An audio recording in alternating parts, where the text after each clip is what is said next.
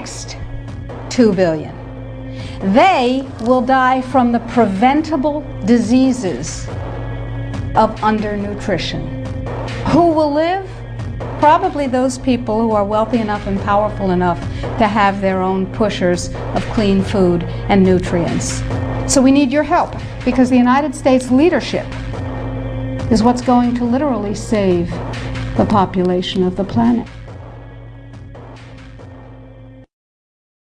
The UN has put out dozens of public documents where they're calling for an 80% world population reduction.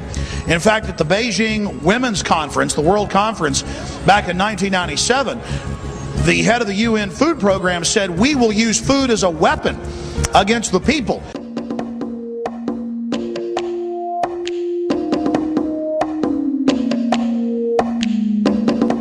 66% of the United States residents' public water is fluoridated.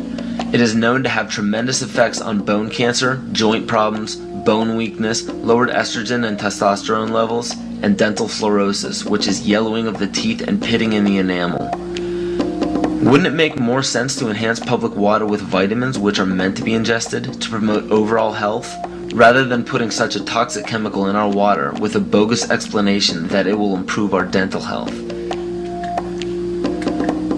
We now know that fluoride causes more dental problems than it solves. Something doesn't seem right about this. Do you honestly believe that these companies care deeply enough for the people to spend large amounts of their own money to fluoridate public water when the people already purchase their own toothpaste? But there's a difference between toothpaste and drinking water. We don't ingest toothpaste. If you go to any hardware store and look at any rat poison product, you will only find one ingredient: sodium fluoride. It is the most toxic ionic molecule outside of potassium dichromate. Now Dannon, along with other companies, have begun fluoridating bottled water. It is becoming increasingly difficult to get away from. And the fact that fluoride is also used in many prescription antidepressants shows that it eliminates aggression and motivation in people. Fluoride, to my knowledge as a physician, has absolutely no biological benefit whatsoever. But one of the significant things is that the Russians carried out all sorts of experiments on the people living in the Gulag. One of them, of course, was to fluoridate the water. Why? You fluoridate the water, why people are not as aggressive as they ordinarily would be. In fact, what is the active ingredient in Prozac that is so widely distributed in America today? Well, it's a fluoride compound. And now, we are finding that public water nationwide is showing up with arsenic, lead, cadmium, and thermonium, which is a radioactive form of lead. Cancer, lowered sex drive, birth defects, sedation, and brain defects. Does this not sound like a wonder drug for anyone aiming to control a population? It's quite astonishing, Paul, the degree to which environmentalists have not been educated about fluoride. You know, people have an unconscious trust in their doctor or their dentist, and if you can persuade doctors and dentists that fluoride is safe and good, then you're able to reach the rest of the nation. People believe their doctors and dentists, and that was a way of promoting fluoride for Bernays. Fluoride was killing their cattle, destroying their crops. Fluoride given to rats had produced bone cancer and liver cancer, and that those results had been doctored to make it look as though fluoride hadn't caused as much cancer. The pattern that we saw, it typically is what we see with other neurotoxic agents that are well known to cause a hypoactivity or a memory problem or an IQ problem. When I first presented the results of these studies, one of the individuals sitting and listening to the results, he says, "Do you have any idea what you're saying?" And he says, "You're telling us that we're reducing the IQ of children." And basically I said, yes.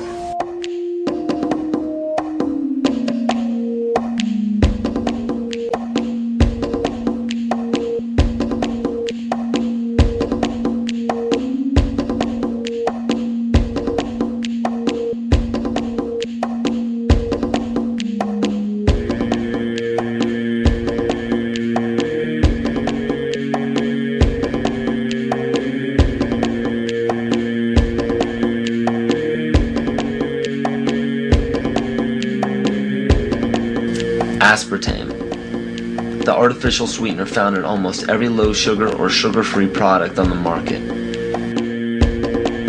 First of all, aspartame is made up of three things: methanol, which of course is what produces blindness, aspartic acid, and phenylalanine. These are all poisons. Aspartic acid, of course, produces brain lesions. This was known back in the early 1970s. Methanol produces blindness. Phenylalanine is what you see in the brain, and in high dosage it produces trauma. We're not making this all up. The FDA did publish back in, I think it was the 80s, they did publish the 92 potential side effects of aspartame. And they do, these side effects are quite, are extremely serious. Things like dizziness, problems with balance, abdominal pain and cramps, changes in vision, seizures and convulsions, etc., etc. So the nervous system seems to be one of the areas that's most affected. So we see people have difficulty thinking. They feel like they're walking around in a cloud or a fog. Yet despite all of these harmful effects, Donald Rumsfeld pushed it out into the stores in over 5,000 products when he was CEO of Searly, the company that manufactured aspartame.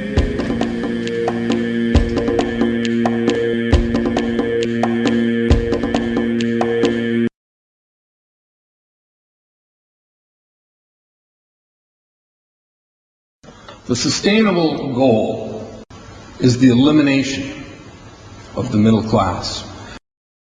The world cannot support 6 billion people. But you see, the plan behind sustainable development includes population control. It's a program for land use control, education control, and population control. The leaders of the sustainable movement say that the world's human population should not exceed 500 million people. That's a 93% reduction of today's population levels.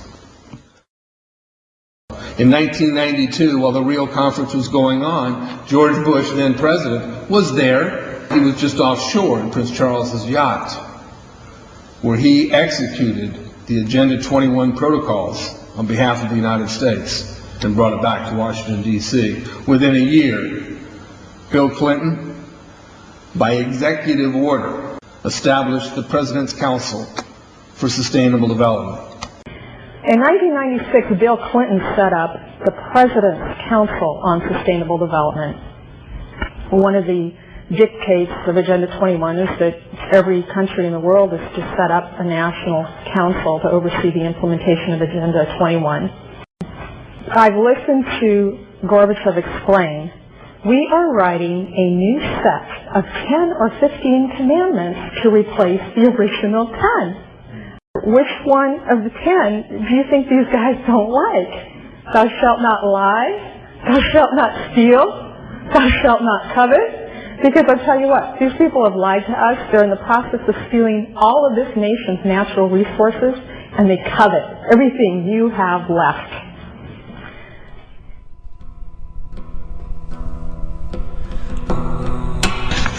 To explain the map, the red are areas that are to be off limits to human beings. If you live there, you won't. The yellow areas are the areas for major control of all human activity. If you live there, you won't.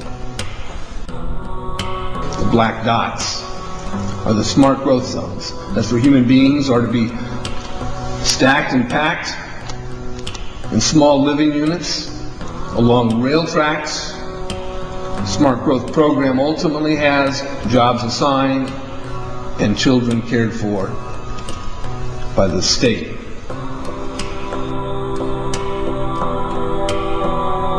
And in conjunction with Codex Alimentarius, food will be limited and water consumption will be decreased to 10 gallons per day per person. That is over a 90% reduction in people's average daily water consumption. And along with shortages of food and water, the food we will be provided with will be genetically manipulated and nutrient deficient. Genetic manipulation of food causes complications in metabolizing and utilizing food for energy. In June of 2003, scientists reported that the gene sequence of the inserted genes into crops had actually changed their order. They had re-scrambled. So the genetic inserts are not stable.